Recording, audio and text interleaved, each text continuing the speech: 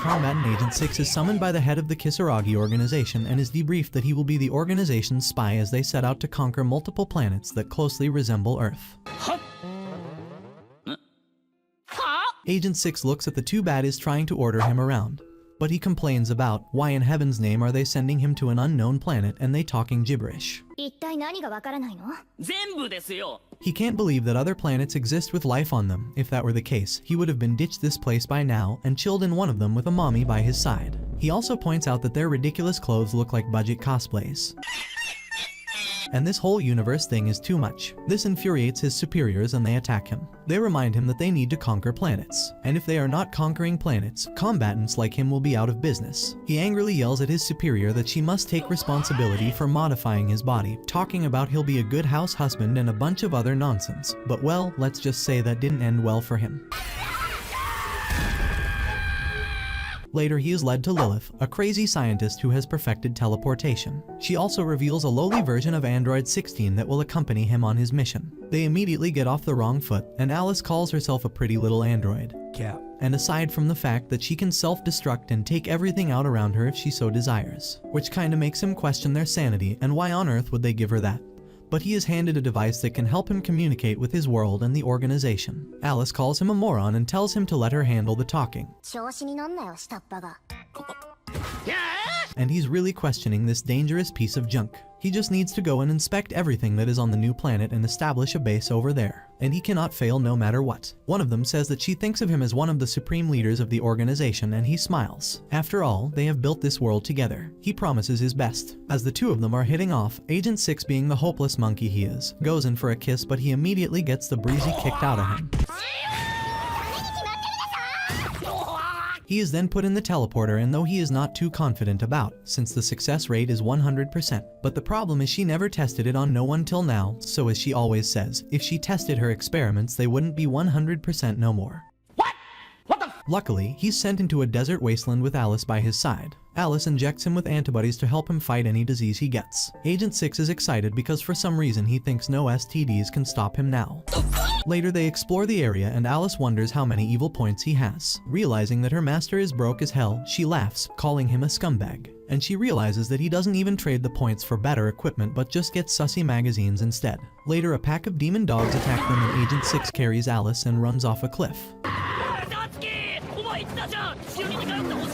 He shoots a couple of them with his blicky and tells Alice to do something, but she has the power of a normal little girl, and basically is a useless piece of machine like yourself. One of the demon dogs grapples with him and as he struggles to beat him up, Alice refuses to help him as he calls her a budget cut washing machine, which she says he can go take his good-for-nothing scum tush and off himself, but he apologizes and she sends a request through his teleporter to send her a shotgun and immediately blows the puppy to pieces. Then a group of knights arrive and a 10x10 baddie leads them, asking what are they doing over here. But her language is not familiar to Agent 6. The chip in his brain translates it seamlessly and Alice takes the reins, coming up with a lie and try to act like a cute little girl that they are warriors from another country who have been exploring and were wiped out and lost everything they had in the forests. And Agent 6 has lost his mind due to the immense loss, stating that, at least with this story, him being an idiot will look like he's just crazy. Snow buys the explanation and volunteers to show her around the city. Later in the city, they notice a beaten up tank on a pedestal. Snow tells them that it's a relic from the past. Later they meet up with the princess. Snow tells them to bow in front of the princess, but they fail to stick to proper etiquette. The princess lets them know that the demon god has been at war with them and the Sand King turns most of their country into a dust pile. She asks Agent 6 to help her country or else it will be a litter box soon enough. Later Snow leads them away and Alice says that Agent 6 is a very strong warrior, and they want to help her. Agent 6 wonders if she is after his macho body and peak masculine strength. Snow angrily yells that there is nothing macho about his body.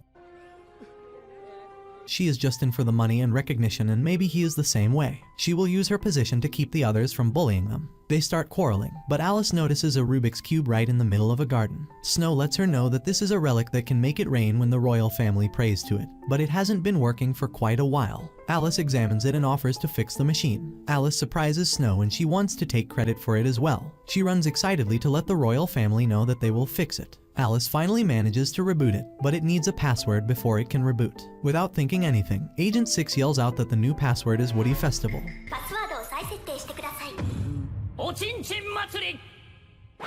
They look at him in confusion, but he reveals the reason that he wants to see the princess squirm in embarrassment as she tries to say this vulgar password. But Alice reminds him that maybe the king will say it, and now that got him thinking of a king saying Woody to everyone.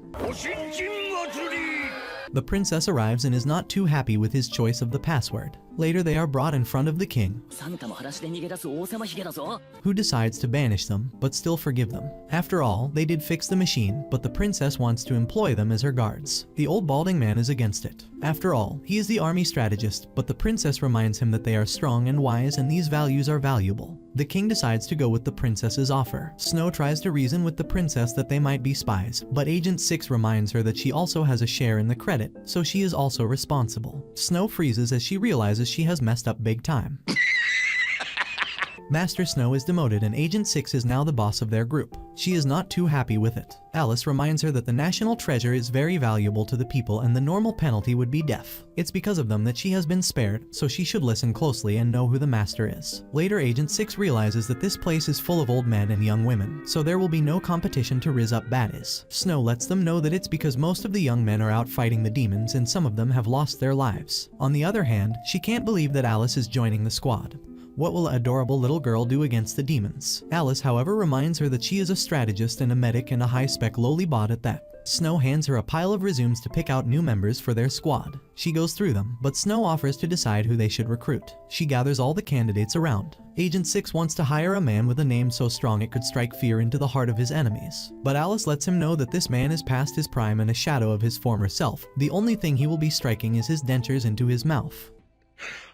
She then presents him with two candidates who have taken out more enemies than they can count. She grabs Snow by her hair, showing her who's boss and puts her in place, and tells her to recruit the two. Snow calls out to Rose, who appears, making an entrance so dramatic Megumi would be proud. Like a cosplayer running on caffeine and embarrassment, she declares herself as an artificial combat chimera and asks them if they are man enough to handle her. What do you mean by that? Agent 6 matches her freak, replying on the same spectrum of embarrassment that he is Agent 6, a fighting and rizzing machine who has been given modification and surgery and has no real name or a past. In the same dramatic tone, he welcomes the combat chimera and assures her he's man to handle any furry life throws at him.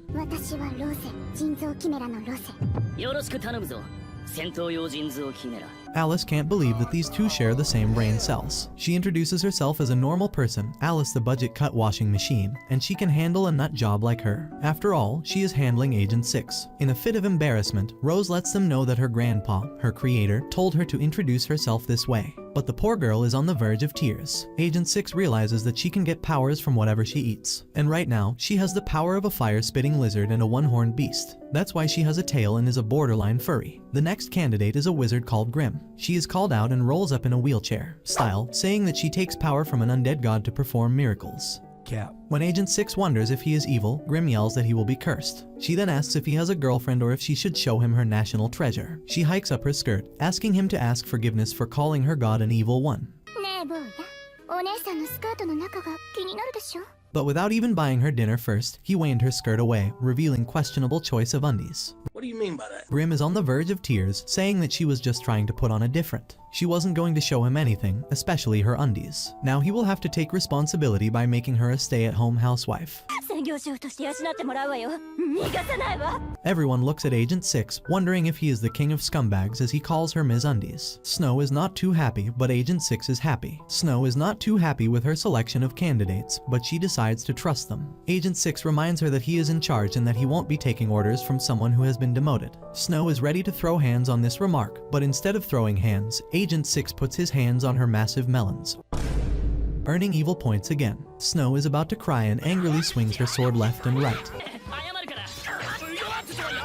As Agent 6's second sword is threatening to rip through his sheath from all the excitement, the princess looks at them and wonders what's going on. Snow comes to her senses and turns to leave. The princess reveals that Snow is an orphaned little girl who has been working in her position from day one. This surprises him as he always thought of her as a rich daddy's girl. Later they are shown their room. Agent 6 wants to make a name for himself and get a hideout as a reward.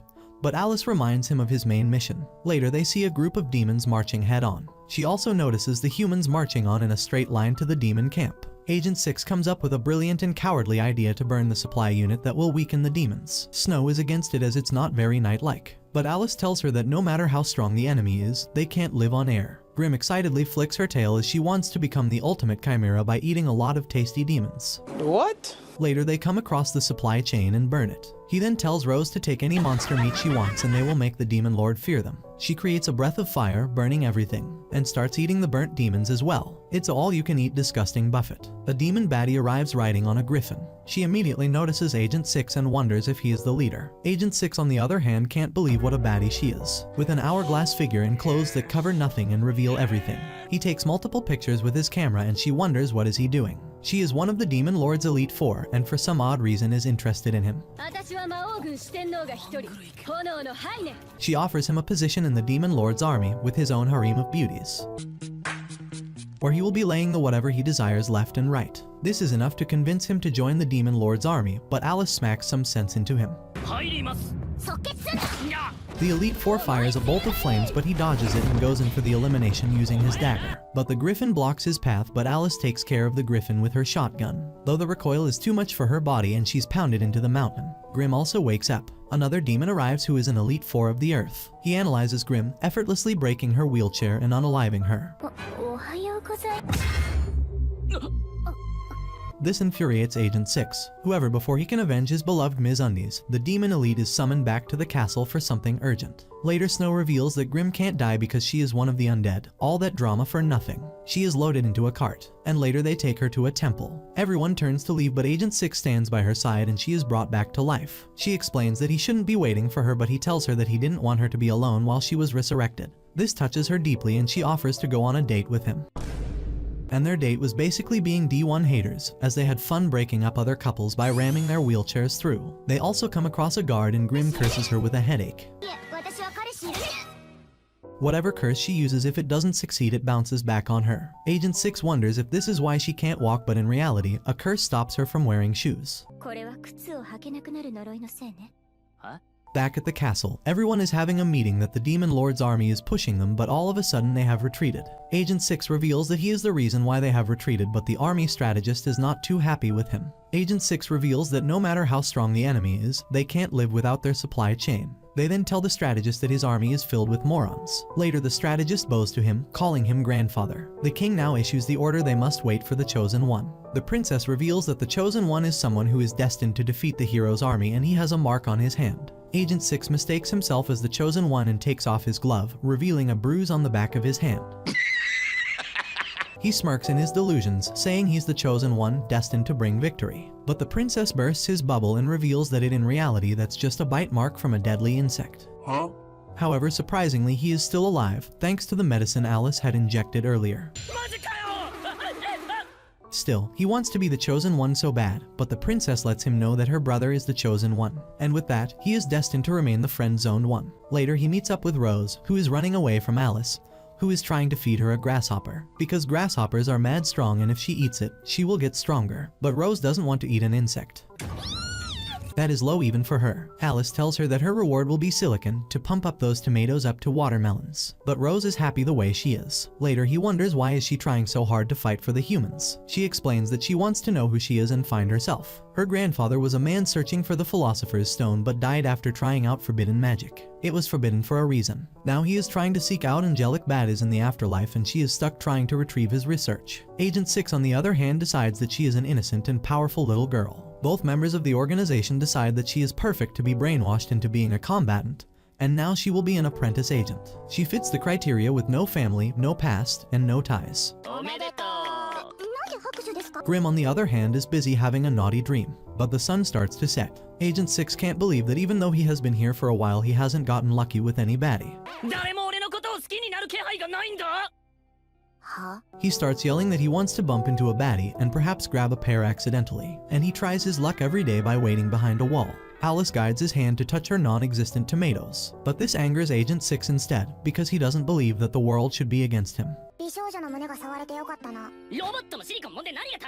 Later, the king summons them, explaining that all of the demons are in a tower and two of the demons have the highest rank, Rista of Knowledge and Gil of Power. But if the war drags on, they will destroy them before the Chosen One gets to the Demon Lord. And this tower holds the treasure that the Chosen One needs to destroy the Demon Lord. So they must attack the tower while the Chosen One rests and regains his energy. The strategist is not too happy, wondering what can the regular humans do if the Chosen One fails to defeat those on top of the tower. With no good strategies at hand, he tries to divert attention to Agent 6, saying that he is supposed to be a smarty pants. He should come up with a solution. Agent 6, being the despicable loser he is, comes up with a solution.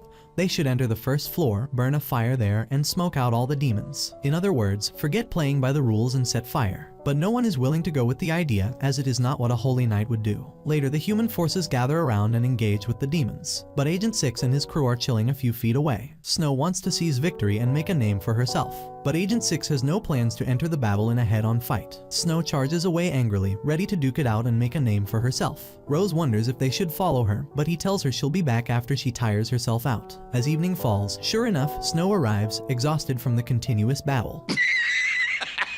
Dream, on the other hand, is once again having naughty dreams about Snow.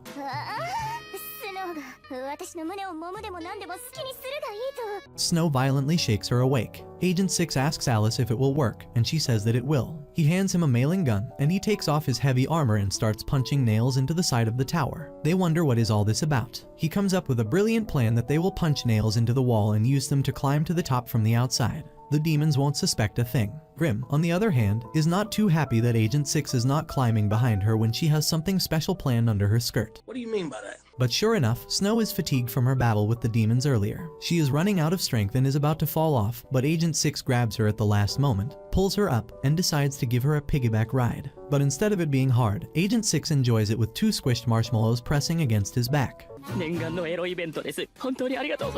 Snow yells that he's a V-card gatekeeping loser. They're almost at the top, and a goat-headed demon and a bull-headed demon are enjoying their time together. Agent 6 looks at them chilling, and when you think his dignity couldn't get any lower, he straight up dropkicks the goat demon down the flight of stairs, and tells the bull demon not to move a muscle, or else they will fry the goat demon into lamb kebabs. And at this point, they questioning who's really the demon here. Bull Boy is conflicted to protect his brother but is beaten up instead. As Goat Boy arrives, he looks at Bull Boy beaten and defeated. Goat Boy yells, what beef do they have with them? But Agent 6 tells him to stop and listen. He's willing to sell his brother back. After all, he's alive, but barely. With no other choice, the goat demon accepts the offer.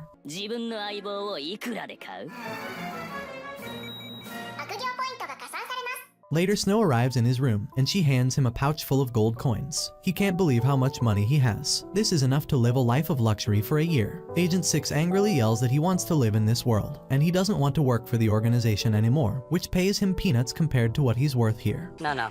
He's got a point. And no one shows him gratitude over there. Alice angrily tells him to stop changing sides. Alice is also handed a smaller pouch of gold, and happily smiles that this is the first time she's received anything except for her shotgun.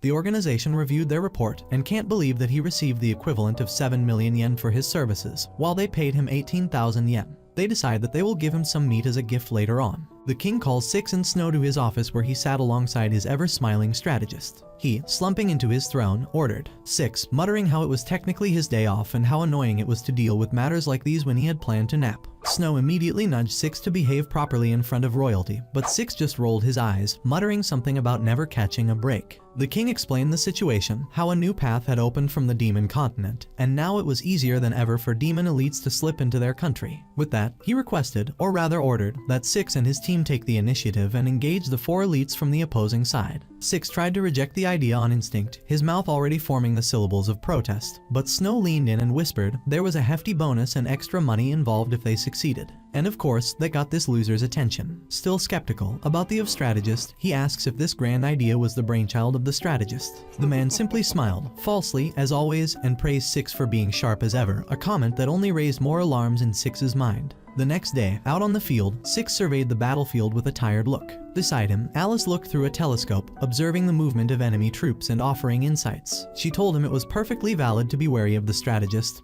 His intentions never seemed fully transparent. Behind them, their own troops stood tall, ready for battle, though no one could truly claim to be fully prepared for what was coming. Snow and Rose were busy trying to wake Grim up, who, as usual, had dozed off under the shade of a tree. Snow, in her impatience, accidentally knocked her out instead of waking her up. Grimm slumped over more dramatically than before. Six turned around and told them, a bit too casually, that they didn't actually have to fight today. He confessed he didn't trust the strategist. The man looked like the type who'd rather preserve his own neck and benefit himself than protect the people. Snow immediately called him a coward. Just then, enemy troops began forming lines across the battlefield. Among them was Hyena, one of the 4 demon elites, followed closely by a massive rock golem. Six's eyes widened as he asked about it. Snow explained it was a magic-powered golem, a beast that could only move through direct magical input. The fight began quickly. Snow, looking like she definitely just did something, was a bit too eager to test her new Glacian blade that she'd bought on loan. Rose, on the other hand, who was looking oddly suspicious, declared she had always wanted to bite a griffin and dashed off without commands. Six looked at Alice and told her to try and wake Grimm so she could cast a spell to disable the golem, but Grimm remained blissfully unconscious. With no time left to waste, Six charged at the golem alone.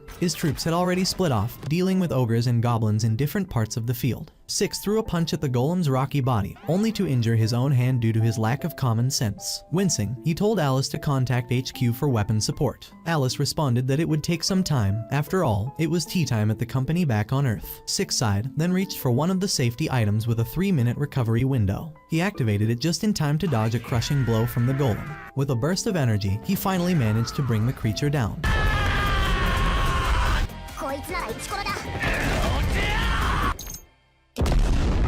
Rose returned from her battle, wiping griffin feathers off her armor. The loud noise from the golem's fall finally woke Grimm up. Six pointed at her, accusing her of sleeping during the most critical moment. As the smoke cleared, Hyena stepped forward again. She complained that none of the fighters she'd faced were entertaining and asked for a real challenge. Snow returned limping, swordless. She cried out that Hyena's flames had melted her weapon and begged Six to take revenge. Six told everyone to stop shaking him. His safety item was still in effect, and he couldn't move for 3 minutes. Grimm, ever the savior when convenient, cast a freezing spell on Hyena, immobilizing her long enough for Six to take his 3 minutes off. Hyena, impressed or simply amused, offered Six a deal. She said if he joined them, she'd pay him 4 times more than what his current country was offering. Six, visibly tempted, took a step toward her. Snow panicked, trying to interject, but before she could, a crystal fell from Hyena's belt. Grimm's eyes widened. It was a magicite, a powerful stone that explained Hyena's strength as one of the elites. Six grinned. He offered to return the magicite, but only if Hyena would pose for one of his weird fantasy photos. To everyone's horror or amusement, Hyena agreed. Six took the photo but did not return the crystal anyway. Hyena, now annoyed, commanded her troops to retreat. And just like that, the battle ended in victory. Later that night, the team celebrated at the local bar. The girls from his unit surrounded Six, showering him with praise. Even Snow, who rarely said anything nice, praised him, and that surprised nearly everyone. But when Rose asked if Snow would now acknowledge Six as their commander, she refused instantly. Six smirked, announcing that this was how Tsundirs acted, and deep inside, Snow was clearly in love with him. When the party ended and the drinks took their toll, Snow was the one who brought the fully drunk Six back to his quarters. Alice received him with a tired expression, but Six drunkenly looked up at Snow and slurred, asking for a goodnight kiss. Snow blushed furiously, shouting out that she hated Six when he acted like this. Her voice echoed down the corridor, loud, raw, embarrassed. Unfortunately, someone heard it. The strategist, who had just turned the corner, saw her and pulled her aside. He smiled, voice low and persuasive. He offered her a large amount of gold and a powerful position in exchange for one small task: frame Six as a spy. He told her he understood how frustrating it must be to serve under someone like Six when she, a trained royal guard, was meant for far more. The deal sounded simple: fake some evidence, lie a little, and enjoy the rewards. Snow remained quiet, listening carefully. She remembered how Six once said he didn't trust the strategist and how he looked like a man who always acted for his own gain. Something about that echoed in her now. But with everything laid out before her, she gave a slow nod. She would consider it. Later, as she approached Six's room to tell him everything, she hesitated at the door when she heard his voice inside. Her hand froze mid-knock. Inside, Six was talking to himself, more sober than before. He was saying how everyone in his troop seemed to be in love with him, and how tempting it was to give in. But then he said he had to prioritize his duty over desire. That one day, he would become strong enough to fulfill his mission, because he was their company's spy in this foreign country. Just then, the door creaked open. Snow stood at the entrance, eyes wide, her voice barely a whisper as she asked what did he just say. Snow asks what he meant by being a spy. Six tells her not to eavesdrop on people like that and questions why she didn't knock before coming in. She tells him that, on behalf of her country, she has every right to demand they leave immediately. The following week, Snow officially becomes a commander, with Rose and Grimm working under her. She focuses entirely on training her troops and making sure they are fully prepared for the war that looms ahead.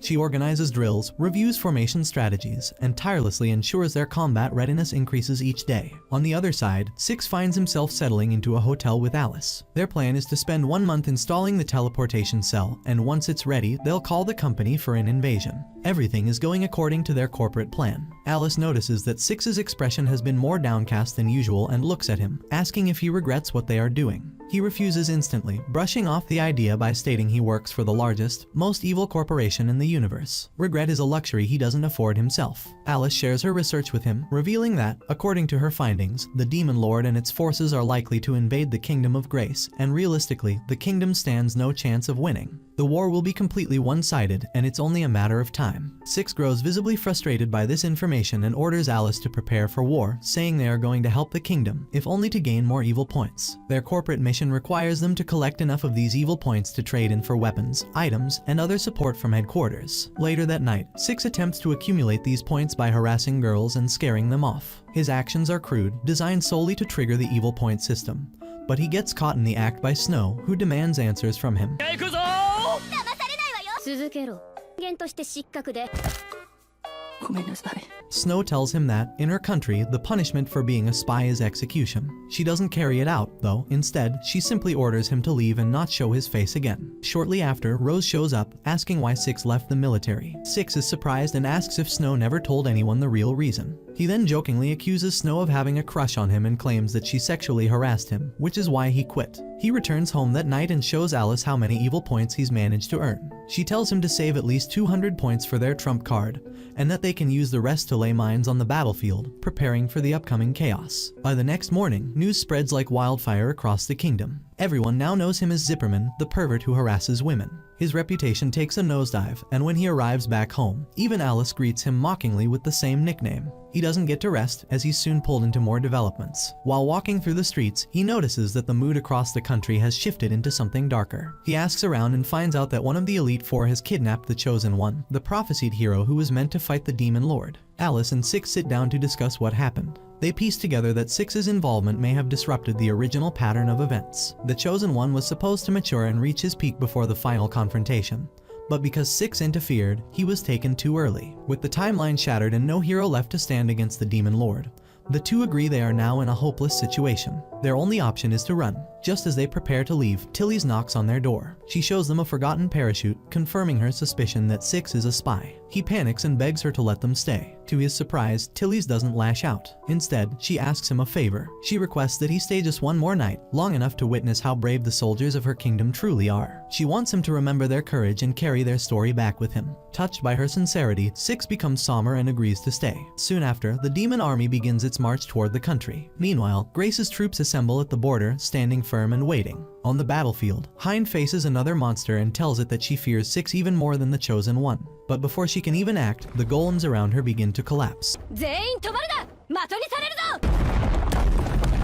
Confused and alert, she drops to the ground and finds her magicite scattered. It doesn't take her long to suspect a trap. She starts to think that perhaps Six is hiding nearby. What she doesn't know is that Six and Alice are, indeed, behind the ambush. They had placed the magicite there to lure Hein in, planning a massive explosion designed to cripple the demon forces. Back at the castle, Tilly's watches from a window, her face full of worry. She wonders why the demon army is late and turns away to ask Six and Alice, who are standing nearby and oddly calm. They are discussing old legends about unicorns, joking about how they only let virgin girls ride them, and how the mythology around them makes them almost seem like gatekeepers of innocence. They are still caught in this ridiculous conversation when Tilly's interrupts, asking them seriously about the enemy. Alice casually mentions that maybe the army got delayed due to the landmines and that there might not even be a battle anymore. However, moments later, their assumption is shattered by loud booming noises that echo through the air. The ground trembles, and the sound continues growing louder. Six looks into the distance and sees a battered and severely injured Hein approaching in a damaged golem. She's dragging herself forward, clearly injured but burning with rage and determination. The fight is far from over. Six's previous smugness fades as the realization hits him.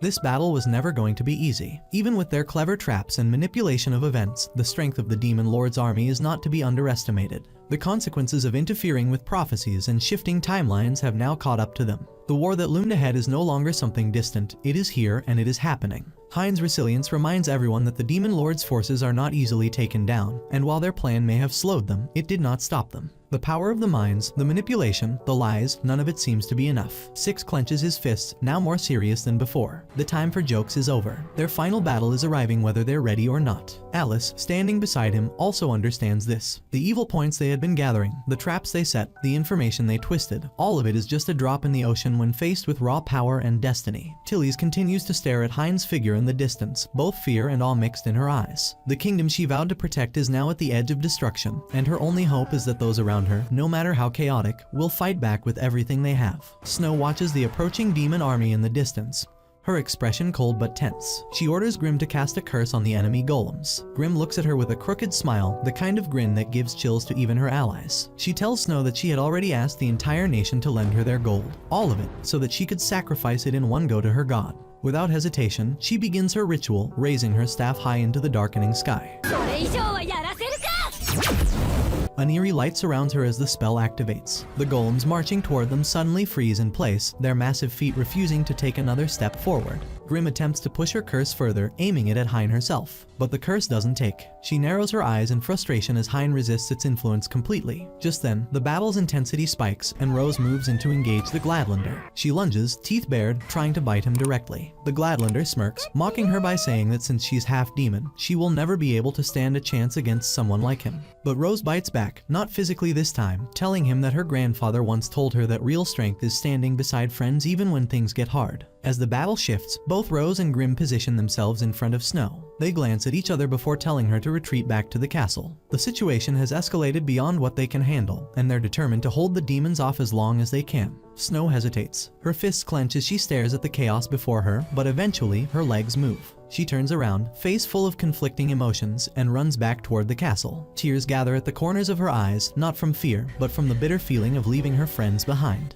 Inside the castle, Six is already trying to move things into motion. He holds Tilly's by the shoulders and tells her that as long as she is alive, their kingdom still has a chance. He starts preparing for an escape, mentally going over every backup plan he had thought of. But just as he begins to move, Snow comes crashing into the hall, breathless, demanding they stop. She pleads with them, shouting that Rose and Grim are out there, risking everything, and that she is not worth losing their lives over. They have to help them. Alice tries to stop Six, warning him not to throw away their only shot at survival, but Six listens to Snow. With a determined face, he nods and turns back, preparing to leave the safety of the castle to rescue the girls. Alice sighs, taunting him bitterly. She tells him that he's terrible at being evil, and that's the reason he's not getting promoted. It's not about failure, it's about intent. He lacks the heart to be wicked. They make their way to the balcony. Six turns to Alice, asking her to requisition a tank for the upcoming counterattack. Alice, who's had enough of his midnight evil point farming antics, scolds him. She tells him that he wasted all their evil points on petty, sleazy activities during the night. Still, she understands the situation and agrees, telling him that desperate times call for desperate measures. She instructs him to punch the king to get a bulk of evil points back at once. Before Six can do anything, Snow steps in again. She tells him not to punch Tilly's but to hit her instead. She stands there, eyes narrowed and fists ready. Six, taken off guard, tells her that what he's about to do might be something she wouldn't approve of. Snow, completely serious, tells him to kiss her instead. Six, thinking that a kiss would be consensual and not evil enough, suddenly grabs the waistband of her underwear and yanks her panties down in front of everyone. Evil points flood in rapidly as Snow screams in rage. Fueled by his newly accumulated evil points, Six storms onto the battlefield, commandeering the tank. He begins to take down the golems one by one.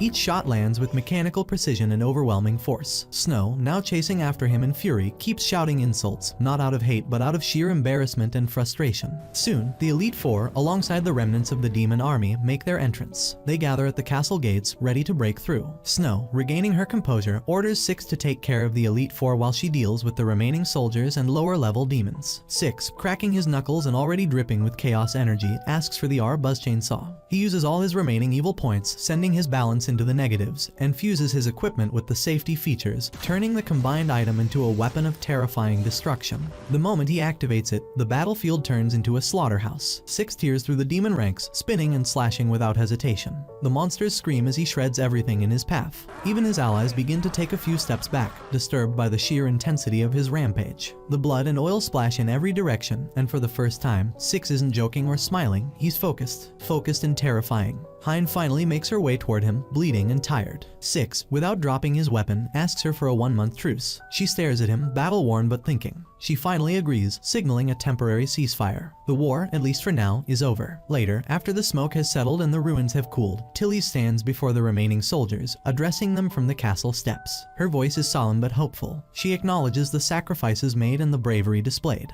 She pauses mid-speech to call out to Six directly, asking him to officially join the military, not as a rogue agent, but as their commander. She says he's already earned it. Snow, standing nearby, nods in agreement. She echoes the request, though she doesn't say it with words. Her eyes carry everything she wants to say. Sentouin, いかがですか? Alice, watching from behind, crosses her arms. She reminds Six that he still needs to get his evil points back into the positive if he wants to return home. Until then, punishment from headquarters awaits. Six smirks, the first real smile he's worn in a while, and turns to her. He thanks her, not sarcastically, not playfully, but genuinely. He tells her that she's his partner through all of it, no matter how many evil points they gain or lose. The sun rises the next morning, faint and struggling through the smoke of battle. Grace's kingdom has survived another day, but what lies ahead is still uncertain. Six knows they'll be tested again. The demon lord still lurks, and new enemies will rise. But for now, they've won, and that's enough. Six yelled at Astora through the computer screen, slamming his hand on the desk out of frustration. He scolded her loudly for her delay, his voice echoing through the static of the transmission. She winced a little at the volume but didn't seem too surprised. To calm him down, she tried bribing him with the new edition of his favorite novel, waving the hardcover teasingly in front of the camera. But Six wasn't in the mood to be pacified so easily. He told her flatly that if she really wanted to apologize, she should marry him and let him become her house husband, permanently retiring from battle and responsibilities. Astoreth paused, not sure whether to laugh or be worried. She quickly apologized again, specifically for the broken teleportation device. Six sighed, telling her that Alice had already told him everything, and he wasn't happy with the mess. Astoreth nodded, then shifted the topic, telling Six that the company was currently invading another planet, and that his presence was also needed there. Before she could even finish the sentence, Six cut her off, firmly refusing. He said he had far more important matters on this planet, urgent, personal, and chaotic enough to occupy all of his time. Later in the day, he found himself caught up in a sparring match with the Tiger Man. Instead of using conventional weapons, Six, who always insisted on bringing a sword to a gunfight just for dramatic effect, had brought along Snow's sword without asking. It seemed like a clever idea until he made one overly dramatic swing. With a clang and a crack, the sword snapped clean in half. Six froze. Tiger Man also paused, unsure whether to be impressed or horrified. Just then, Snow appeared behind him, arms crossed and an expectant look on her face. She asked calmly for her sword, holding out her hand. Six turned slowly, trying to come up with something believable. He stammered about how the sword had gone on a journey of self-discovery and had come back, spiritually stronger but physically broken. Snow stared at him blankly for a moment, then burst into tears, clutching the broken pieces of her precious sword. Six sighed and offered no further explanation, realizing he had failed spectacularly at softening the blow. But surprisingly, Tiger Man stepped forward. Without saying much, he presented his own sword to Snow. She sniffled, taking the weapon with both hands, a small smile finally breaking through her crying face. She thanked him sincerely, moved by the gesture, but Tiger Man didn't let go. When she casually called him a demon, his eyes narrowed, and he told her that if she was going to call him that, then the sword wasn't hers yet. Snow chuckled nervously and adjusted her words. After another enemy invasion that left the group battered but victorious, they all decided to relax at the local bar. Snow sat back in her seat, gently caressing the new sword on her lap. It wasn't her original one, but it would do for now. The bar was filled with chatter, laughter, and clinking glasses. Everyone was trying to unwind, some of them louder than others. The conversations drifted from tactics to bizarre local food, but eventually landed on a familiar argument: science versus magic. Alice brought it up first, her usual proud tone in place. She boasted how their home planet valued science, logic, and empirical knowledge over anything that couldn't be measured. That was how progress worked. Brim, who had already downed a few drinks, raised an eyebrow and entered the conversation. He told her that faith and magic had just as much power, and maybe even more. He offered to prove that his god existed, and that magic was undeniably real. Alice rolled her eyes, challenging him outright to summon a demon then and there. Brim, either brave or reckless, accepted the challenge. He performed a quick ritual, whispering incantations and drawing glowing symbols with the salt from the bar table. To everyone's surprise, something actually happened. A summoning circle opened up, and from within, an ancient devil appeared, complete with horns, cloaks, and flaming eyes. The bar went silent. The devil, rather elegantly, offered to grant them a single wish. Alice was unimpressed. She stepped forward, arms crossed, and asked for 2 more planets. The demon blinked, clearly caught off guard by such a large and oddly specific request. She clarified again, saying that if he was truly powerful, adding 2 more planets to their solar system shouldn't be a problem. The demon fumbled for words, nervously explaining that people usually ask for wealth, love, food, normal things. Alice narrowed her eyes, growing more suspicious. She leaned forward and told the demon that if he really wanted to help, then he should unclog their bathroom because clearly that was the only thing he might be capable of doing. The demon's jaw dropped. His flames dimmed slightly. He protested, insisting that he was ancient and powerful, but Alice wasn't buying any of it. She circled around him slowly, poking at his cloak and calling him a cheap hologram. Even with the other people in the bar wide-eyed in disbelief, Alice stuck to her argument. She said it was more likely that someone was projecting a high-quality illusion than that magic was real. She even accused Grimm of rigging the whole thing with hidden projectors. The demon, now visibly offended, vanished with a puff of smoke and a lot of sulking. The rest of the group chuckled awkwardly and moved on from the incident. The drinks kept coming, and the music played on, but Alice stayed firm in her scientific stance. Tilly sits alone in the palace garden, the breeze warm against her face as she reflects on the vanished water artifact, once the lifeblood of their kingdom. Since her father disappeared without completing the sacred water prayer, the flow stopped, and even the magical water stones began to fade. Lost in thought, she's startled by Six, who teases her lightly. Blushing, she admits her growing concern. The artifact is essential, and with no leads on her father, she plans to act. She'll send Snow to the kingdom of Turis with a diplomatic escort, hoping to buy time, while she searches for the king herself. But Turis is not known for its hospitality. The prince of that kingdom, Ingle, is infamous for his erratic behavior and strange obsession with beautiful women. Tilly's, knowing the risk, asks Six if he'll escort Snow and the others personally to keep them safe. Six, despite his usual sarcasm, nods in agreement. When they depart, Snow takes the front seat of their magical vehicle, letting the wind tousle her white blonde hair. She closes her eyes, feeling free, calling herself the wind. In the back seat, Grimm watches the desert roll past with awe. But their joy doesn't last long. From the distance, a group of deadly hags, mythical beasts that roam the sands, begin charging toward them, their screeches echoing in the dry air. Snow grips the steering controls tighter and tells everyone to hold on. She speeds up, cutting through the sand like a blade. Just then, Grimm falls from her seat due to the turbulence, tumbling dangerously close to the edge of the open vehicle. Panic erupts as everyone scrambles to pull her back in,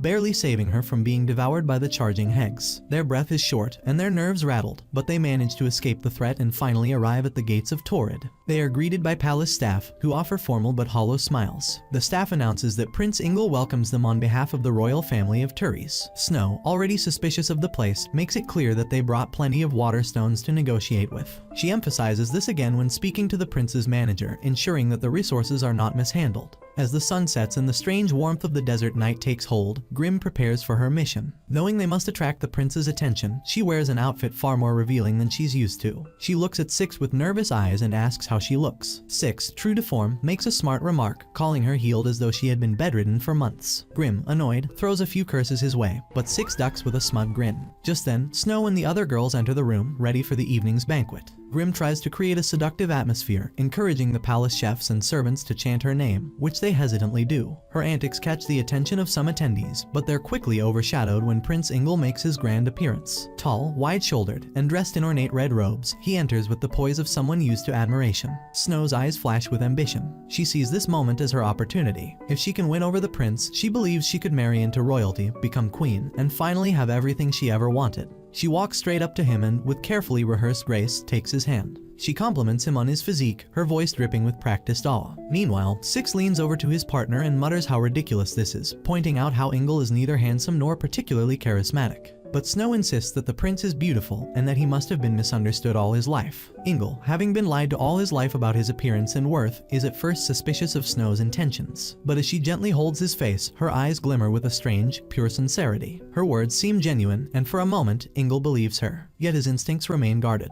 Realizing she is a foreign envoy, and possibly trying to manipulate him, he changes the subject to water stones, brushing off her advances. Snow's face falls. She had imagined herself as queen, surrounded by luxury, commanding an army. But Ingle's disinterest shatters her illusions. Frustrated, she watches as her dreams slip from her fingers. With the prince distracted, Six and his partner decide to explore the palace. They sneak through the back corridors, eventually finding themselves in a hidden underground basement. The space is dimly lit, but a strange yellow fluid fills a large tub attached to the wall and floor. It bubbles faintly, casting an eerie glow across the chamber. Six squints and mutters that it looks like a nasty experiment, maybe cloning.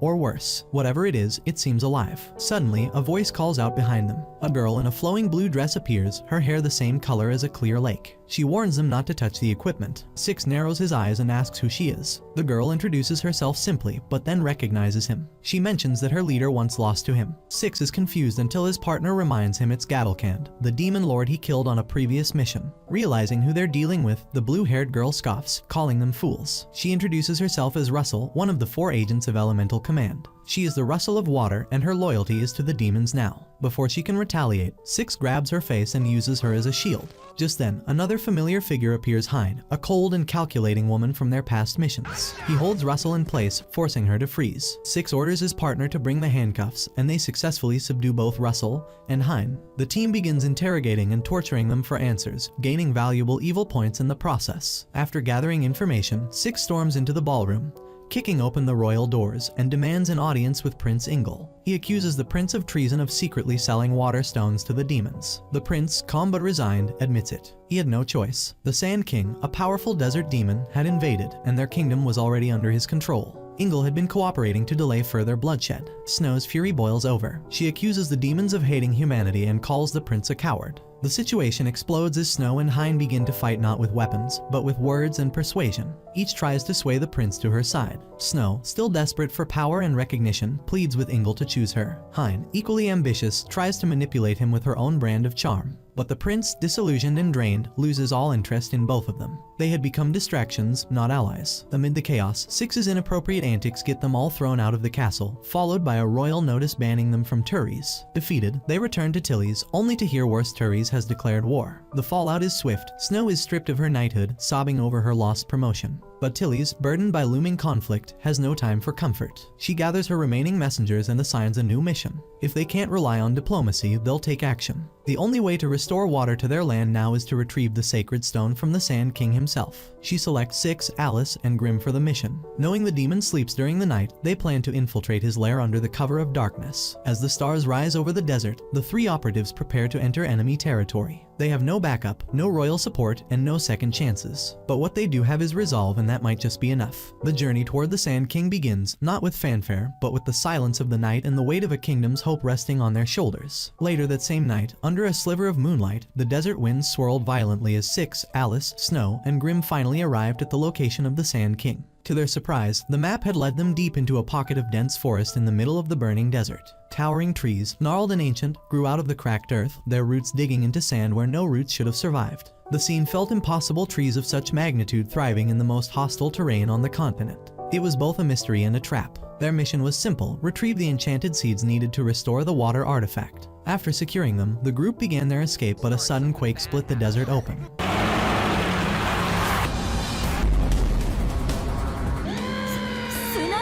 The Sand King erupted from below, forcing Snow to shout for an emergency evacuation. With no time to spare, they were forced to abandon the jeep and the precious water stones to save themselves. Without hesitation, they leapt from the vehicle just before it was swallowed into the shifting sands. The water stones, their only leverage in the diplomatic game with Turries, were gone. As the vehicle sank, the Sand King's monstrous silhouette faded into the desert's core once more. The team barely escaped, rolling across dunes and coughing sand from their lungs. They gathered themselves at the edge of a cliff that overlooked the vast expanse of the desert.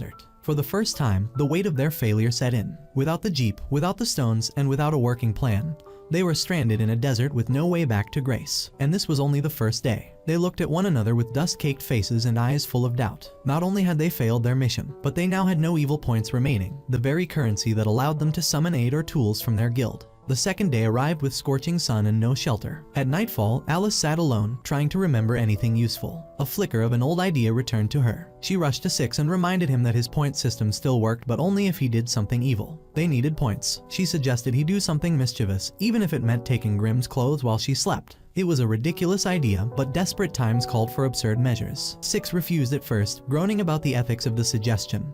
But the hunger and thirst gnawed at all of them. They needed points, and fast. As the days dragged on, their condition worsened. By the 4th day, they had abandoned all attempts at travel during daylight. The heat scalded their skin, and even touching the sand left burns. Their bodies were weakening. With no food and barely any shade, they rationed what little magic they had left just to keep themselves from collapsing. They trudged along at night, conserving energy, but even then, progress was painfully slow. By the 7th day, all of them were at their limit. Their clothes hung loosely on their bodies. Skin was cracked and lips were parched. They hadn't eaten in days, and water was a distant memory. As the last vestiges of energy drained from them, 6 finally collapsed next to Snow. She, too, was barely hanging on. He whispered that he might have to do something wildly inappropriate just to gain enough points to save them. But before he could act on his thoughts, Snow fainted beside him, falling into the burning sand like a rag doll. Alice, surprisingly still semi-conscious, urged 6 to go through with it. She insisted they needed those points. 6 hesitated, muttering that it went against the rules of their guild. He refused to take advantage of anyone, even if it meant death. Then, unexpectedly, Rose emerged from the makeshift tent, looking as wild as the desert winds. Her mind seemed frayed by hunger and dehydration. She told 6 she couldn't take it anymore and lunged toward him with unnatural intent. 6 backed away, alarmed. He tried to explain that she was still just a child in the guild's eyes, and anything that happened now would be a violation of their mission code.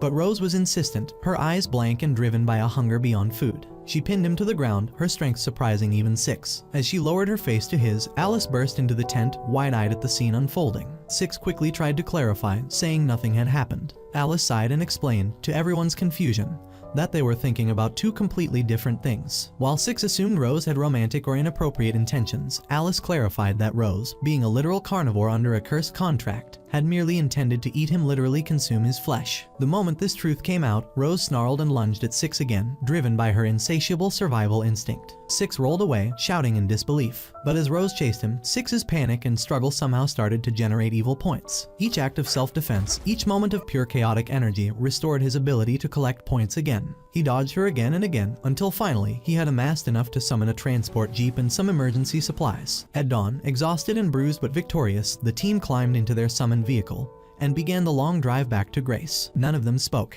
They were too drained mentally and physically, and the weight of the mission's failure still hung in the air like a storm cloud. When they arrived at the Royal Hall, Tilly's was already waiting. Her eyes locked onto them, scanning their battered appearances before settling on the empty hands of the group. Her face didn't move, but the disappointment was palpable. She listened as 6 reported their failure. The jeep lost, the water stones destroyed, the Sand King's territory unbreached. Tilly's didn't raise her voice. Instead, she told them with a calm severity that the situation was now far worse than before. Without the water stones, the Kingdom of Grace could not sustain itself through the coming months. War was no longer a looming threat, it was a certainty. The Sand King had aligned himself with Turi's, and together they would strike Grace when it was most vulnerable. Their armies were vast, and with Grace's water supply critically limited, they stood no chance of withstanding a siege. Tilly's fixed her gaze on 6. As the leader of the failed mission, responsibility now fell squarely on his shoulders. She told him that it was up to him to make it right. If they were to survive, they needed to counterstrike something powerful, something unexpected. She informed him that Hein and Russell, the same enemies from their past, were now rumored to be guarding a forbidden weapon, hidden deep within enemy territory. A weapon that, if acquired, could change the course of the war. A weapon that could balance the scales. Alice, leaning against the wall and still chewing a dry energy root, suggested a simple but dangerous idea. Instead of confronting Hein and Russell directly, why not steal the weapon in the dead of night? Avoid the fight entirely, infiltrate, extract, and return safely. 6 rubbed his temples, thinking. It wasn't ideal, he wasn't honorable, but none of that mattered anymore. With their backs against the wall, and a war on the horizon, rules and morals could no longer guide them. What mattered now was survival of their people, their kingdom, and their place in a world that was falling apart. As night fell again over Grace, 6 and his companions prepared for what might be their most reckless mission yet. No jeeps, no second chances, just one opportunity to steal a weapon that could save their world or doom it completely. As dawn began to break, 6 and his team were already preparing for the mission that would take them to the ruins near the kingdom of Torrid. The air around them was filled with tension as everyone moved quietly, each one focused on the task ahead. Alice was talking to the Tiger Man about their route and necessary supplies when suddenly, a notification popped up on the kingdom's official guild computer. A new live broadcast was about to begin, one that invited every member of the Kingdom of Grace to tune in immediately. The subject line flashed urgently, demanding attention. Curious, Alice clicked on the link without hesitation. 6, standing nearby, sighed as he noticed. He already suspected Alice was up to something unnecessary again, getting distracted when they were supposed to be focusing on their next operation. But then the screen lit up, and a video of Belil wearing a strikingly provocative swimsuit filled the monitor. 6, stunned, quickly grabbed a chair and dropped into it, eyes glued to the screen despite himself. A full-blown party was taking place by the kingdom's pool. Music thumped in the background as the camera panned around, showing guests mingling. drinks flowing, and luxurious food being served. There were polls running across the screen, organized by Lilith, allowing the public to vote for their favorite among the top kingdom figures. The audience was being asked who they believed the final boss of the kingdom should be: Belial, Astaroth, or Lilith. As Six watched the event unfold, he muttered to himself how unfair life was. Tomorrow, he was heading into dangerous ruins, facing possible death in battle with demons, while these three were poolside, lounging in bikinis and soaking in the spotlight. He leaned back and declared he would watch the entire stream before doing anything else. Meanwhile, Astaroth and Belial, unaware that everything they were saying and doing was being broadcasted live, began chatting casually. They were laughing about the party guests and how clueless most of them were. Lilith, sly as ever, approached them with wine glasses in hand. Unknown to them, Lilith had cleverly hidden a small camera on her outfit, which was streaming everything to the viewers. Her dress shimmered as she walked, and her camera smoothly followed the two high-ranking members without alerting them. She began discussing Six, bringing up how the mutant Spider-Woman and the Mantis Woman had taken a liking to him during earlier missions. Both had once cornered him to ask who he truly worked for. Belial scoffed, joking that only strange women liked Six, and commented on how indecisive he always was. But Lilith grinned and said that, since he couldn't pick just one of them, he had taken a public poll. In the end, the votes were split evenly, another tie. So both women were now assigned to work as a pair, forming an unexpected and bizarre team in the field. As Lilith continued narrating the story, her camera shifted more and more to suggestive angles, catching details of Astaroth and Belial's bodies in their swimsuits. The viewers in the chat began flooding the comment section with requests for more. The popularity of the stream skyrocketed. Alice, observing the stream from across the room, groaned and muttered that she already knew what Lilith was up to. The entire livestream was a marketing ploy to gain more views, subscriptions, and donations. And sure enough, the comments exploded with people offering money, hoping to see more of Belial and Astaroth's beachwear. Then, the stream abruptly ended, cutting to black. A new prompt appeared on the screen, a bright button asking viewers if they wanted to see more. All they had to do was subscribe with a few dollars. Without hesitation, people started subscribing. Even Six couldn't help himself and signed up, justifying it as an investment in intel gathering. Back at the party, the girls began a new debate over who the real final boss was. Lilith bet on herself, raising her glass confidently. Belial mocked her, laughing that Lilith always placed last every year. She teased that it was because Lilith neither had money nor enough followers to win. Lilith snapped back, reminding them both that she was the greatest scientist of the kingdom, a title far more useful than their fan service. Astaroth joined in, accusing Lilith of bribing voters and agents behind the scenes. Lilith shrugged and claimed she didn't care about winning. She just enjoyed participating and entertaining the public. Belial, however, reminded them that the people relied on them for strength and leadership. Lilith, sensing an opportunity, handed them both another glass of wine. She softly suggested that they probably wanted to know who Six voted for. At the mention of his name, Astaroth's demeanor shifted. Her usual stoicism gave way to a faint blush. The alcohol made her more honest. She admitted that Six had always been kind to her. From the moment of his first interview, she had felt something different. He treated her like an equal, respected her work, and never backed down. Even when facing life-threatening danger, she confessed that although she cared for him, she could never bring herself to say it aloud. Their kingdom was on the verge of conquest. She had no time for personal emotions. But as she poured her feelings out, Lilith's hidden camera captured everything. Moments later, realizing what she had done, Astaroth's eyes widened in horror. Everything she said was being broadcasted.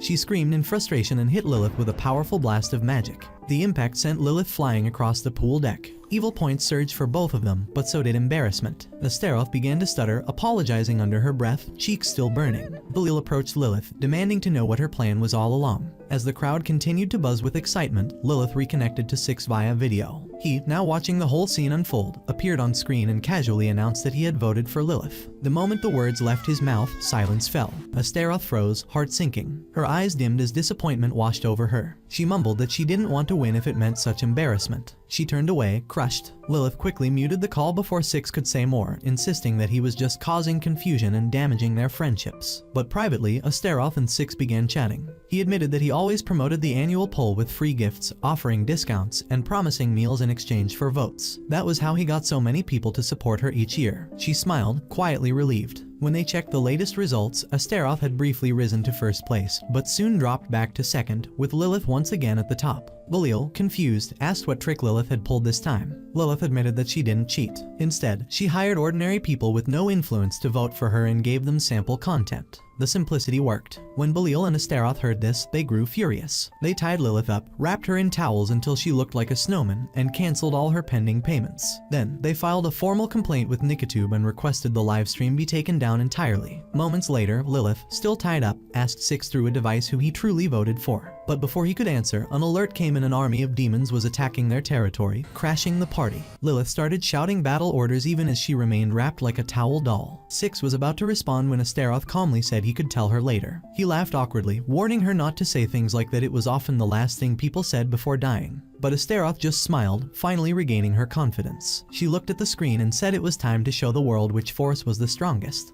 The Kisaragi force would rise, and tomorrow, as they faced the demons in the ruins of Torrid, the world would know the might of grace. With the stream now over, the team turned their attention back to the mission, their bonds shaken but strangely stronger. The ruins awaited. And this time, it wasn't about polls or popularity or live streams. It was about survival. The next morning arrived with blazing sunlight and a heavy sense of responsibility hanging over the group. Everyone was up early, assembling outside the base with weapons ready and minds steeled for what lay ahead. They were preparing to infiltrate the Torrid ruins and retrieve the secret weapon, a mission that could shift the tide of the war. Alice, ever the organizer, handed out their roles and responsibilities. Everyone was expected to kill, sabotage, or steal whatever it took to complete the operation successfully. The team piled into the dusty jeep, setting out on yet another reckless journey across barren wastelands and cracked terrain. As the vehicle bounced along the broken road, Rose turned toward Six and asked him about what he did to the prince during their last visit. Her tone was half accusatory, half curious. Six glanced at her, then asked her why she had tried to eat him back in the desert, reminding her of the time when survival instincts nearly made her a predator. In the back seat, Snow was weeping dramatically, moaning that her pay had been cut again and she would soon be broke.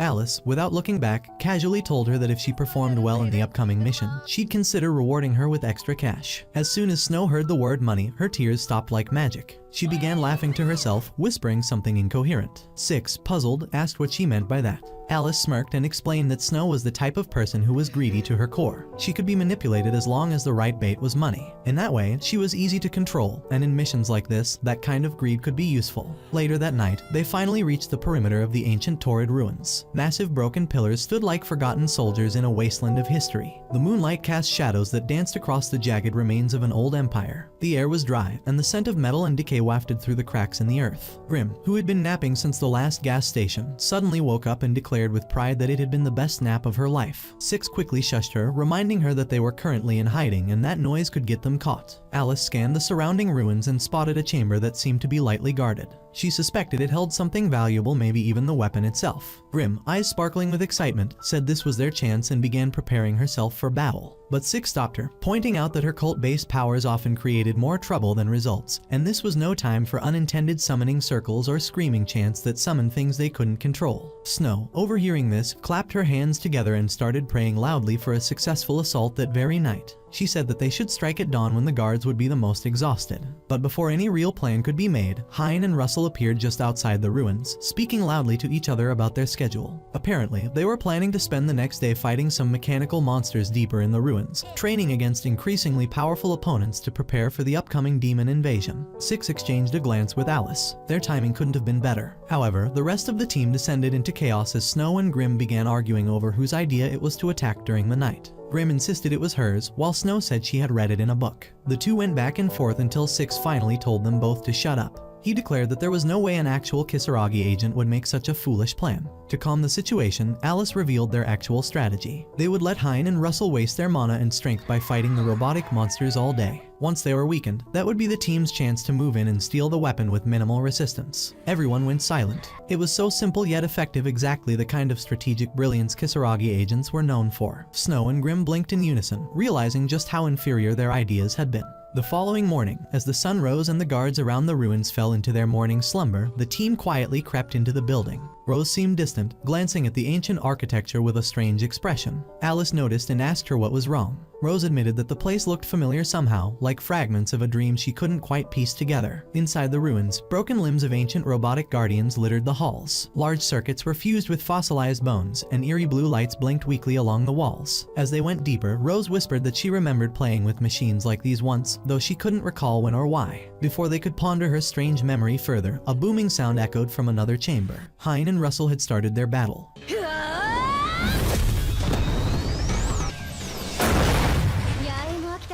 The ground trembled as energy bursts lit up the cavern, robotic monsters growling with mechanical fury. Alice and Six smiled. Everything was going according to plan. Their enemies were distracted and depleting their strength. Now was their moment. Snow, on the other hand, started picking up mechanical debris and ancient parts from the floor. She whispered gleefully that she could probably sell the stuff for a good price back at the base. Alice scolded her, saying she was sabotaging the mission with her greed yet again. Meanwhile, Hein and Russell continued pushing deeper into the ruins, unaware of the trap awaiting them. At one point, Russell fell into a pit, but Hein managed to save him at the last second using a well-timed teleport spell. However, the spell drained her, and her body glowed with fatigue. Still, she pressed on, determined not to fall behind. Farther in, Alice whispered to Six that they should cut off Hein and Russell's power supply by using Grimm's and Snow's abilities to manipulate mana flows and disrupt the ghost-like defense systems. Grimm grumbled that she couldn't scream during her incantations, as that was her main power source. Still, she agreed to try. Suddenly, Russell activated a hidden console, and a massive chamber door opened. Inside stood a colossal robot, the secret weapon.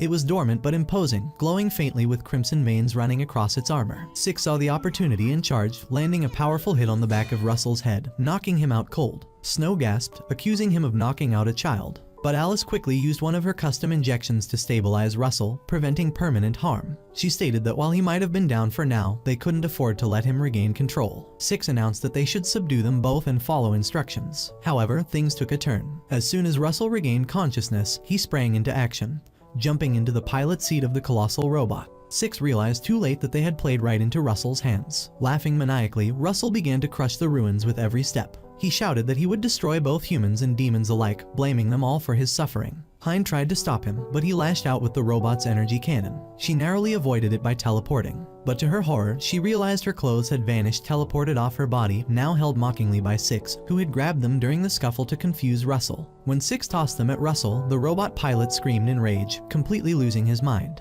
The situation quickly spiraled out of control. Russell now stood towering above them, eyes glowing with fury inside the machine, his hatred boiling over as he prepared to annihilate everyone in the chamber. The mission had gone from quiet infiltration to full-blown chaos, and it was only just beginning. As the mechanical monstrosity piloted by Russell began destroying the ancient ruins, panic spread among the group like wildfire. Crumbling walls and falling debris sent everyone scrambling for cover. Dust clouded their vision, and the screeching of twisting metal echoed through the underground labyrinth. Alice ducked behind a broken pillar, turning towards Six with urgency in her eyes, demanding to know what they should do now. The team, instead of working together, fell into disarray, arguing and panicking rather than focusing on the crisis at hand. Grimm, in typical fashion, activated her chaotic and mostly useless cult powers, which drained her energy before the real fight had even begun. She collapsed with a loud sigh, already out of commission. Seeing this, Rose stepped forward and asked Six if she could confront Russell instead, since they both shared a similar monstrous origin. Her eyes shimmered with determination, but Six felt a pang of guilt. Was he really going to let a kid handle this mess? He hesitated but then shook his head, declaring that he would take on the task himself. The two of them began arguing, each insisting on being the one to face Russell. Neither could bear to admit their own limits. Alice, frustrated by the lack of coordination, devised a new plan. She would be the brains and Six the muscle. She ordered him to buy her some time while she ran to the deepest part of the ruins to construct a powerful counterweapon, a massive machine she dubbed the Destroyer. As the girls followed Alice deeper into the ruins, Six took a deep breath and turned toward the chaos outside.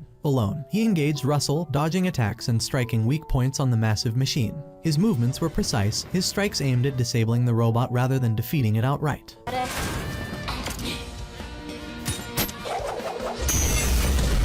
It was a stalling tactic, and Russell knew it. He sneered and declared that Six's efforts were pointless. As the machine's pilot, his life force was synced with the robot's engine. As long as he was alive, the machine would fight. Realizing his opponent's strategy, Russell intensified his attacks. He began swinging wildly, chasing Six through the debris-strewn battlefield. Six, pushing his limits, continued to evade and counter, all while waiting for Alice to finish building the Destroyer. Eventually, his stamina gave out. Russell's robot caught him in a massive mechanical hand. Six screamed in pain as the machine's grip tightened. Blood spilled from his mouth as his body was crushed. Russell laughed, declaring he had long since stopped being human. Just as it seemed all hope was lost, a thunderous sound erupted from deep within the ruins. The Destroyer emerged, massive and glowing with newly forged power. Its fists gleamed under the moonlight. Russell froze in place, stunned by the sight. He asked how they had managed to construct something so powerful in such a short time. Without warning, the Destroyer charged forward, landing a devastating punch against Russell's robot, triggering a massive explosion that lit up the desert sky. Time passed. Six woke up in a dimly lit room, his body aching.